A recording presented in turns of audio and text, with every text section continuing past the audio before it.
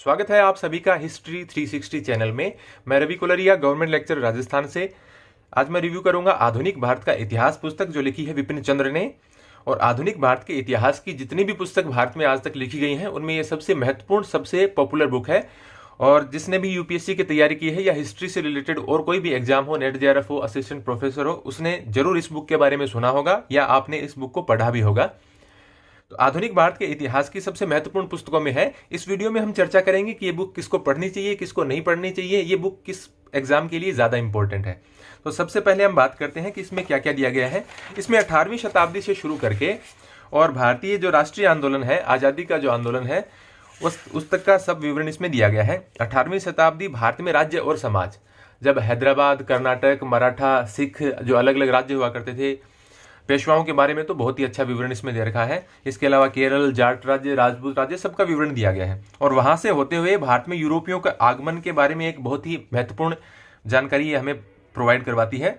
और फिर भारत में जो ब्रिटिश साम्राज्य है उसकी आर्थिक नीतियां, फिर 1857 के विद्रोह से होते हुए भारत में राष्ट्रवादी आंदोलन, धार्मिक और सामाजिक सुधार आंदोलन से होते हुए, और जो अंतिम चरण का गांधी जी के आगमन के बाद का जो भारतीय राष्ट्रीय आंदोलन की जो रूपरेखा है उसके बारे में ही हमें जानकारी उपलब्ध करवाती है।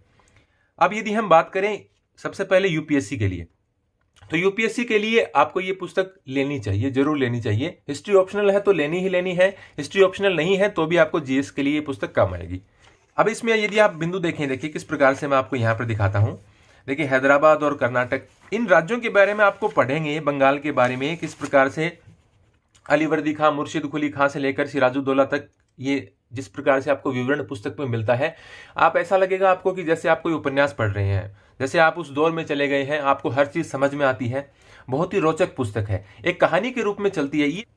ये फैक्ट्स के लिए पुस्तक नहीं है, गाइड नहीं है कोई, ये बुक है। बुक और गाइड में फर्क समझिए कि जो प्रॉपर हिस्टोरियन है उनका हिस्ट्री के लिए अपना पॉइंट ऑफ व्यू होता है, वो अपने तरीके से इतिहास को लिखते हैं। और आप जो पढ़ते हैं जहां पर फैक्ट्स दिए गए हैं कि पहला कर्नाटक युद्ध यहां पर हुआ, दूसरा यहां पर हुआ, आंग्ल सिख पहला युद्ध यहां, कौन जीता कौन हरा, वो गाइड होती हैं जिससे आप मल्टीपल चॉइस क्वेश्चन को हल करते हैं। यदि आप यूपीएससी का मेंस लिखना चाहते हैं तो ये बुक आपको चाहिए ही चाहिए। हालांकि साथ में आपको स्पेक्ट्रम भी लेनी होगी, क्योंकि फैक्ट्स के लिए स्पेक्ट्रम एक अच्छी बुक है और इससे ज्यादा इसमें विवरण मिलता है। ये तो लगभग 335-40 पेज की बुक है और स्पेक्ट्रम इससे दुगने से भी ज्यादा पेज है। स्पेक्ट्रम मैं आपको दिखाऊंगा अभी। स्पेक्ट्रम ये देखिए, ये जो बुक है बहुत ही बेहतरीन बुक है और इसकी मोटाई देखिए, दोनों को कंपेयर करके दिखाता हूं तो निश्चित रूप से इतनी ज्यादा इनमें फर्क है, तो उसमें पॉइंट भी आपको ज्यादा मिलेंगे, फैक्ट्स भी ज्यादा मिलेंगे।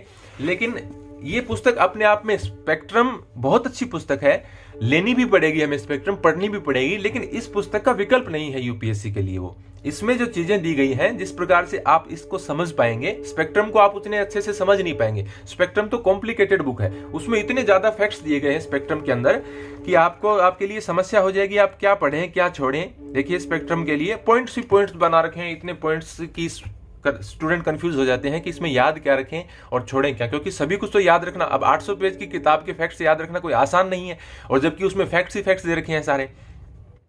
तो यदि आप यूपीएससी के लिए एग्जाम दे रहे हैं तो आपके पास ये पुस्तक होनी चाहिए, स्पेक्ट्रम भी आपके पास होनी चाहिए। यदि आप नेट जेआरएफ फर्स्ट ग्रेड या जिसको दूसरे स्टेट्स में या सेंटर में पीजीटी बोलते हैं, या असिस्टेंट प्रोफेसर का एग्जाम है, तो आपके लिए विपिन चंद्रा तो काफी नहीं होगी किसी भी हालत में, क्योंकि मल्टीपल चॉइस क्वेश्चन को हल करने के लिए आपको सब कुछ इसमें से नहीं मिल पाएगा, तो आपको स्पेक्ट्रम लेनी पड़ेगी। लेकिन यदि आप एक ही पुस्तक लेना चाहते हैं नेट जेआरएफ के लिए या असिस्टेंट प्रोफेसर के लिए, तो आप सिर्फ स्पेक्ट्रम लीजिए। हालांकि ये बहुत ही बेहतरीन बुक है, और यदि आप दोनों बुक ले सकते हैं तो काफी अच्छी बात होगी आपके लिए। या कोई हिस्ट्री की शुरुआत कर रहा है, जैसे कोई मेडिकल या इंजीनियरिंग बैकग्राउंड से भी बहुत से लोग आते हैं यूपीएससी की तैयारी करने के लिए, उनके लिए तो बहुत ही जरूरी बुक है।